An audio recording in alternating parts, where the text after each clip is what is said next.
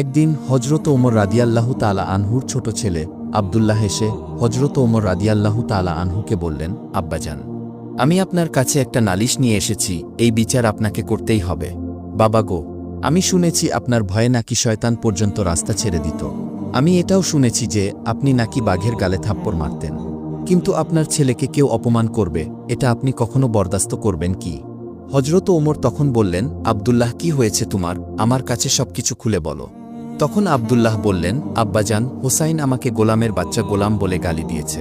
এই কথা শুনে হজরত ওমর রাদিয়াল্লাহু তাআলা আনহু অবাক হয়ে তার ছোট ছেলে আব্দুল্লাহকে জিজ্ঞেস করলেন, তুমি কি ঠিক শুনেছ যে তোমাকে হোসাইন গোলামের বাচ্চা গোলাম বলেছে? জবাবে আব্দুল্লাহ বললেন, হ্যাঁ, আমি ঠিকই শুনেছি। হোসাইন আমাকে গোলামের বাচ্চা গোলাম বলে গালি দিয়েছে। তখন হজরত ওমর রাদিয়াল্লাহু তাআলা আনহু বললেন, ঠিক আছে, হোসাইন যদি তোমাকে এই কথা বলে থাকে তাহলে অবশ্যই হোসাইনের বিচার করা হবে। পরের দিন হজরত ওমর রাদিয়াল্লাহু তাআলা আনহু নিজেই হজরত আলী রাদিয়াল্লাহু তাআলা আনহুর বাড়িতে আসলেন। তখন ওমরকে দেখে হজরত আলী রাদিয়াল্লাহু তাআলা আনহু বললেন, হে ওমর, আপনি হঠাৎ আমার বাড়িতে? জবাবে হজরত ওমর বললেন, হে আলী, আমি একটা দরকারে এসেছি। তারপর হজরত ওমর আলীকে জিজ্ঞেস করলেন, হে আলী, হোসাইন কি বাড়িতে আছে? জবাবে হজরত আলী রাদিয়াল্লাহু আনহু বললেন, হে ওমর, হোসাইন তার ঘরের মধ্যেই আছে। তারপরে হজরত আলী রাদিয়াল্লাহু তাআলা আনহু ওমরের কাছে জানতে চাইলেন যে ওমর, হোসাইনকে কি দরকার? তখন হজরত ওমর রাদিয়াল্লাহু তাআলা আনহু বললেন, হে আলী, হোসাইন আমার ছেলে আব্দুল্লাহকে গোলামের বাচ্চা গোলাম বলে গালি দিয়েছে।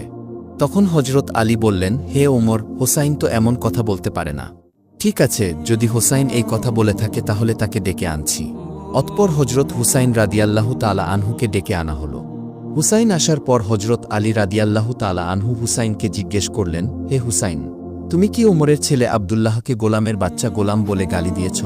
জবাবে হজরত হুসাইন রাদিয়াল্লাহু তাআলা আনহু বললেন, হ্যাঁ, আমি এই কথা বলেছি। এই জবাব দিয়ে হজরত হুসাইন রাদিয়াল্লাহু তাআলা আনহু আবার ঘরের ভিতর চলে গেলেন। হজরত ওমর রাদিয়াল্লাহু তাআলা আনহু হজরত আলী রাদিয়াল্লাহু তাআলা আনহুকে বললেন, হে আলী, আমি এটার সঠিক বিচার করতে চাই।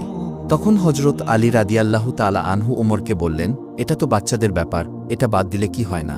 তখন হজরত ওমর বললেন, হে আলী, ব্যাপারটা যদি বাদ দেওয়ার মতো হতো তাহলে আমি নিজেই বাদ দিয়ে দিতাম। হে আলী, আগামী শুক্রবার নামাজের পর মসজিদে নববীতে এই বিচার হবে।